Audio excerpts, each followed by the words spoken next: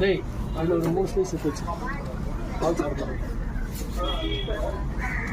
சாப்பிட பண்ணுங்க sir. Shark இருக்குது, மில்க் ஷார்க் இருக்குது, பால் சோடா சூப்பராக இருக்கும், சாஃப்டாக இருக்கும். பெரிய சோடா 900 தான் போடுறோம் ஸ்லைஸு. முழுமையாக 1200 கட் பண்ணி கட்டா வேறு என்ன வேணும்? வர மேடம் நான் அப்படி டெலிவரி வரேன். உங்களுக்கு கருவாடு எதாவது வேணுமா? சரி மேடம், ஓகே. என்னங்க